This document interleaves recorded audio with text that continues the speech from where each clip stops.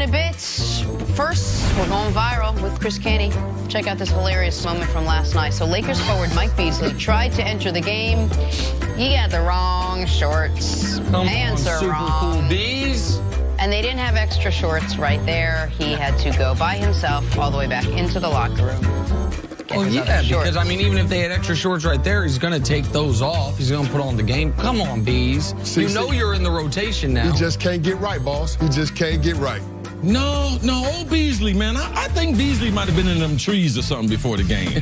California breezy. I mean, like, you just don't put on the wrong stuff for the NBA game. Now, there have been some times where I had a suit and I traveled and the pants were different, but people couldn't see. Not like that. Yeah. You know, that's just an honest mistake. And we've seen guys have their jerseys on backwards, but not. It's rare. Actually, we saw last year a guy forget his jersey as well. His jersey, yeah. Probably similar problem you're talking about with Michael Beasley. I don't know what his problem is. Yeah, he's in Oklahoma. Oh, yeah, it's in Oklahoma. If he forgot his jersey, 20 he probably years wasn't there. He was BYOB. Probably wasn't thinking BYO.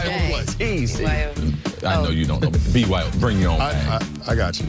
Bottle. I don't. Whatever. Let's just talk football. If you invite, you know, this party, it's party reference. Don't know what's happening. Ask Margie and them. No. Marcy. What's her name? Back to the NFC Championship game. I love that they know my friends. Well, last time these two played, they combined for 80 points. The Saints won, handing the Rams their first loss of the year. These teams know each other. They compete hard against each other, and according to Drew Brees, they respect each other. They're a phenomenal team, and they had a great season. Yeah, obviously, we played them, mid-season, and it was a hard-fought game on both sides of the ball. But I think we had a feeling then that, obviously, we aspired to be in this situation, and I think we all had a feeling that they were going to be the team that we might face again, and so here we are. All right, Canty, what are you expecting from this one? Well, right there, Drew Brees was spraying on the perfume and just trying to make the Los Angeles Rams feel good about themselves. Oh, yeah, got the quarterback watching. Yeah, they're outstanding. They had a great season. We knew back in week 9 that it was going to be tough, and we expected to see them again at some point. No, let me tell you what's going to happen. Sean Payton and Drew Brees are going to try to cut the Rams' heart out on Sunday in that championship game because Drew Brees is looking at his career mortality, and he knows this is probably his last best chance to get to the big game. So they're going to try to take advantage of this opportunity for him, and you got to look for Sean Payton to be aggressive, pull out all the stops. Nick, I know you said earlier that you expect to see some trick plays and that the Los Angeles Rams defense is going to have to play all 4 downs because you never know when Sean Payton is going to pull out a trick play. In the Philadelphia Eagles game in the divisional round, he pulled out a fake punt on the minus 30-yard line. So, I mean, if you're willing to do it there, I mean, there's nothing saying that you probably won't be willing to do it in the NFC Championship game when the stakes are even greater. So that's what I'm expecting to see from the Saints. Aggressive play calling all 3 phases of the game. Now, in terms of what the Los Angeles Rams are going to do, they're going to try to simulate what they did against the Dallas Cowboys in being able to run the football, being able to use that offensive line, get some surge at the point of attack, and then allow Todd Gurley to get beyond the line of scrimmage and get first contact there. And then, of course, when you see Todd Gurley beyond the line of scrimmage, that's when he's best, when he has space to operate on the other side of the line of scrimmage. In order to neutralize that, I think Dennis Allen will mix up the front a little bit. You saw him use some under and some over front in their regular season matchup. He jumped into some bear looks. But ultimately, what it's going to come down to is being able to tackle. And I think that what the Los Angeles Rams try to do, Sean McVay, they force you to try to make a decision whether you're going to play base defense or whether you're going to play nickel defense because they come out in 11 personnel. If you match them and you play nickel, they're going to run the football. So they're going to force your nickel to be a solid tackler. And that's when P.J. Williams has to step up, the nickel back for the New Orleans Saints. If he's not an effective tackler when he's in those situations, when they're relying on him for run support, then it's going to be tough for that Saints defense to get the Rams offense off the field. Jen, I think it's a great question. Who has the edge? It's not obvious. I could easily lean to the home team in the Saints with Sean Payton and Drew Brees, or I could just go on the momentum and think that the Rams are going to be able to get revenge. The way they played those last 3 quarters, the last time they came in, they're like, man, we match up well against them. If we don't get off to a slow start, I like our chances. But Drew Brees, at this point in his career, playing in the dome with that crowd, to me, that is a tremendous edge over Jared Goff, his inexperience, and Sean McVay's inexperience. Because the partnership between Sean Payton and Drew Brees, we have seen it play out. We've seen the chemistry. We know they're going to come up with some new wrinkles. I just believe it's on Sean McVay to manufacture plays to be able to protect his quarterback early.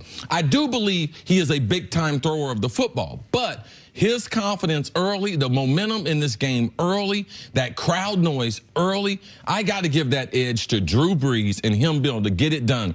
These last 2 years have been the easiest 2 years of him playing football. Why? Because he's got 2 running backs to be able to depend on. He never had that before. And he's got, for the first time in his career, the last couple of years, or the first time in a decade, a really good defense supporting him to where when the offense does stall, the defense can bail him out.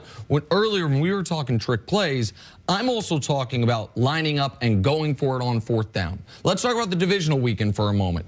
2 of the biggest plays in the Saints game, the 4th and 1 fake punt, but also 4th and 2 near the goal line, going for it and getting a touchdown. On the other side, in the Rams game, what was the biggest play of the game? Them stuffing a Dallas 4th and 1 run that Zeke couldn't get, and the Rams ended up taking the 2-score lead right after that. We know the Saints are going to go for it. They went for 18 4th downs this year. They converted 15 of them. One of the best 4th down teams in NFL history. Wow. And we know that that dome is going to be loud all night or all afternoon, except for in those spots, the big spots for the offense. Drew Brees is going to be able to go to the, and you got to, when you have There's an eerie silence. Yes. When you got 80,000 and they're not saying anything. But your ability to be able to communicate one to another and run that offense, Nick, I think that's a great point. And when you know the other team goes for it on 4th down, and you know Sean Payton will go for it on his own side of the 50. You know what that also means? Those spots where when we're watching games on Sunday, we're like, oh, they're not going for it. They're just trying to draw you off sides. You might actually get them to jump off sides because you have to actually be prepared for it. To me, the Saints should win. But if Ndamukong Suh can duplicate what he did in the divisional round against a banged-up Saints offensive line, because we know Aaron Donald's going to show up. If that can happen with the Rams secondary, healthiest it's been since week 1, that can neutralize their weakness at their linebacking core. And so if Suh shows up big, this could be a game that tilts in the Rams' favor. I want to bring up something both of you touched on, and that's Drew Brees. How important is this game for his legacy to try to make it back to a 2nd Super Bowl if that window is somewhat closed? We don't talk about his age the way we talk about Tom Brady's. Well, as Drew Brees told me, I'm in as good a physical shape as any quarterback that's ever played this game or any quarterback playing now. I just don't talk about it. So he threw a little shade out there to Tom Brady. Drew Brees, he's got the same type of staffing. He takes care of his body. But Drew Brees' legacy, it can grow.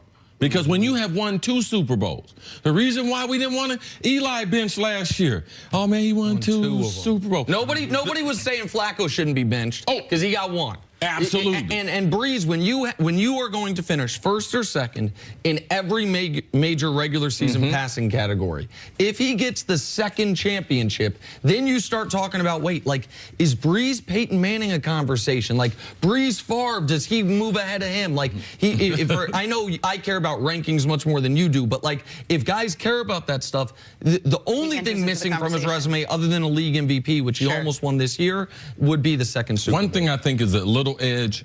They were one play, one miracle in Minneapolis from being in this same position last year. It's not like the Saints came from nowhere. They should have been an NFC Championship game last year. Now they get it, and now they get it at home. No, you're absolutely right. But going back to the legacy conversation, you're talking about the 2nd best coaching quarterback of the last 2 decades in the National Football League, in Sean Payton and Drew Brees. It'd be a shame if they only have 1 Lombardi to show for that union. All right, thanks, Chris. Coming up, is the Chiefs' offense too much for the Patriots to handle? That's next on First Things First.